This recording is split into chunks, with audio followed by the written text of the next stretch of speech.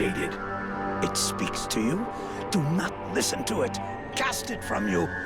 If you do not resist, it will crush your soul. Hey, take it easy. One day at a time, okay? I'm gonna take a walk.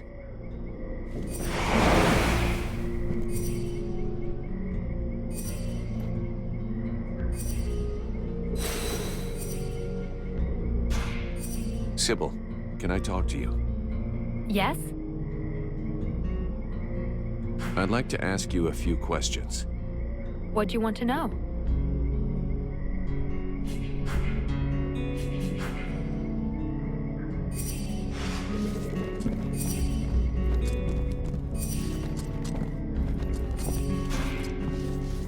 I am busy, mercenary.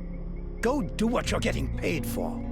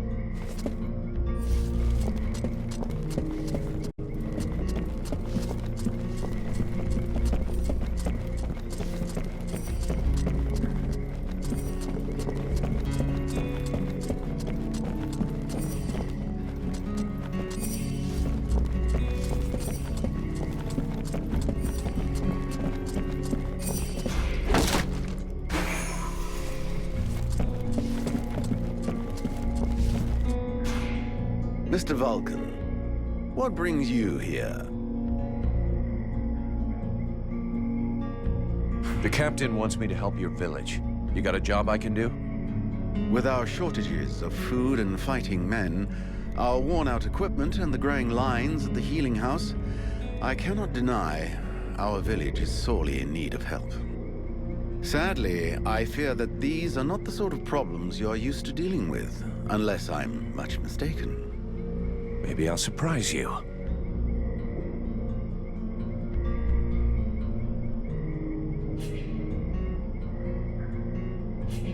So what's the problem with the healing house? Quite simply, Mirana cannot keep up. She spends every waking minute giving out supplies to the refugees and refuses to admit that she cannot help everyone. She thinks she's fooling me. I have heard rumors that her food stock is running low.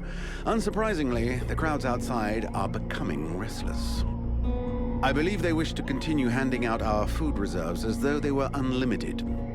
This is not the case, and thus, it is not an option. So, you want someone to put her down? Why, I never suggested any such thing.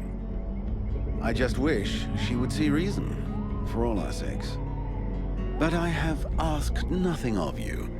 I was merely answering your question.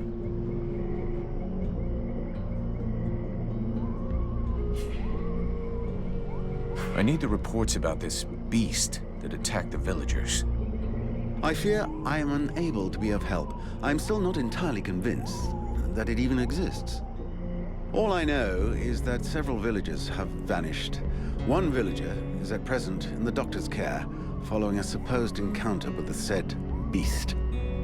These swamps are crawling with dangers. There is nothing to suggest anything out of the ordinary. The refugees are always inventing horror stories in an attempt to force us to open our gates and let them inside. It might be worth checking it out. You said you lost one of your patrols, right? That is so. You should speak with Randval. He was most anxious to go out and hunt the beast down, but we needed him here. Now that we have more able bodies to guard our gates, I imagine he would be keen to pick up the scent once more.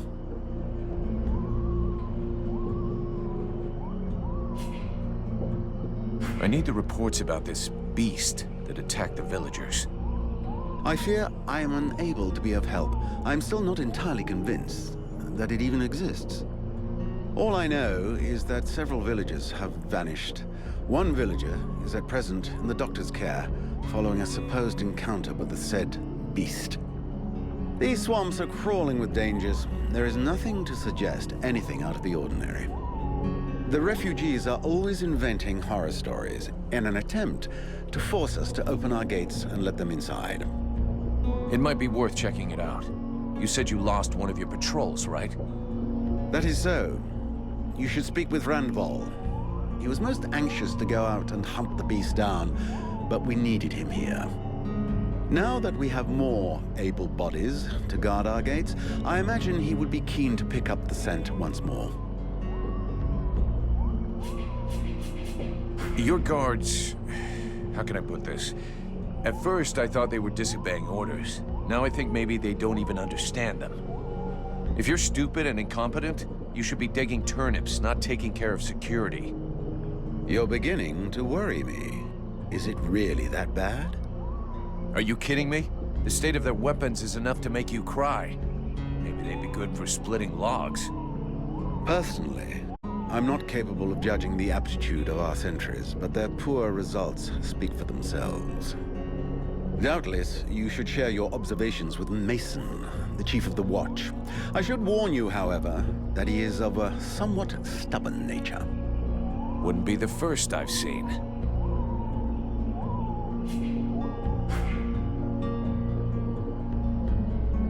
I've got a few questions I'd like to ask about this village. I imagine there are few who are better placed than myself to answer them.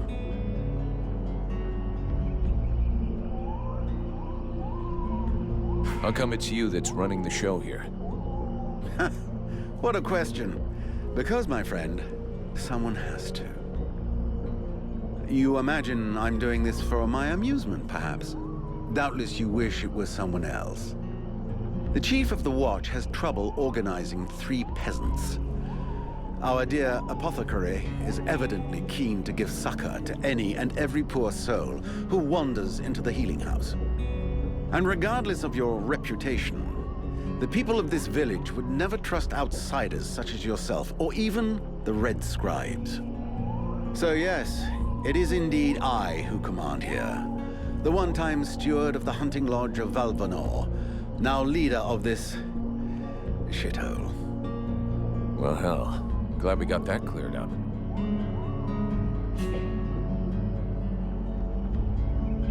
Who are all those refugees that you're keeping outside the walls?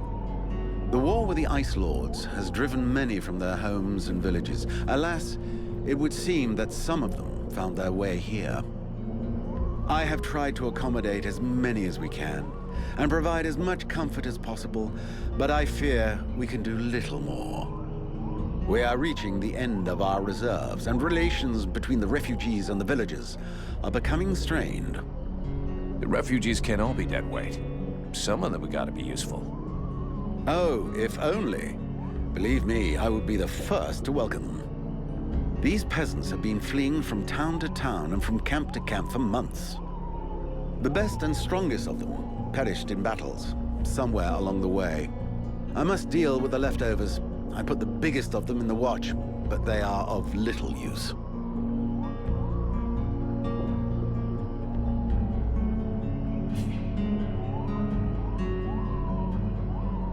The healing house. It's a pretty good thing for your village, huh? If you say so. As time has gone by, the healing house has drawn refugees to the swamps in ever greater numbers, and dissuaded some malingerers from returning to their families. When it opened its doors a year ago, the sense of relief was palpable. It was run by a couple, an elf doctor and his apothecary wife, who clearly were no strangers to the healing arts. Thanks to them, we were spared many plagues. But as the war dragged on, the endless tide of refugees continued to flow through our gates until we could harbor no more. 6 months ago, our worst nightmares were fulfilled. Our elf doctor fell ill and died. Since then, Mirana has soldiered on without rest, alone. I do not know how much longer she can keep going. The refugees just keep on coming. And I fear that poor woman is beginning to crumble under the strain. It's not surprising.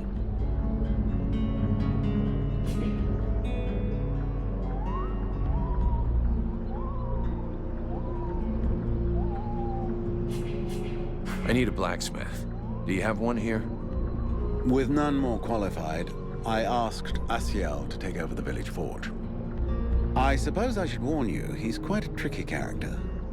He has a huge ego and is stubborn as an ox.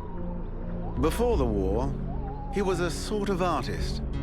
He crafted jewelry and sculptures from metal. Despite running the forge, one could hardly call him a blacksmith. But he's the only one here who had even the vaguest notion of how to repair a shovel or straighten a blade. What can you tell me about the people of Valvanor? Before the war, there were just a few families here, hunters and craftsmen mostly. These days, they survive as best they can, husbanding their animals and digging up the puny vegetables they've managed to grow. Few dare to venture outside the walls. These woods are fruitful, but more perilous than ever before, and most of these folk know nothing of arms. But you've got your guards. They hardly qualify as an armed militia. Of the few that remain, most are sturdy farmers whom we have entrusted with some kind of weapon. Most of the real fighters left the village as soon as war broke out. The others died while out on patrol. The only one left here with any real experience is Mason, the head of the guard. Sadly, the man is a walking beer keg, who could not give a dog's fart for what his men are about.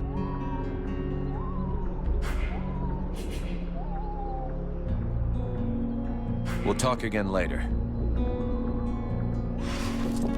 The Order of the Freeborn Blades is of great repute, and the mercenary does honor to its name. The mercenary's powers are both astonishing and fascinating. The knight would like to duel with the mercenary, that he may judge the mercenary's strength.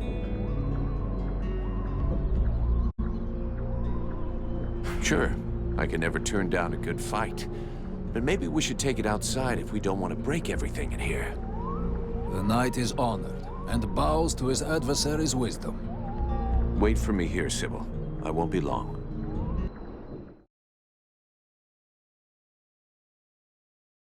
Hopes that his adversary will not hold back his blows. Oh, you can count on it.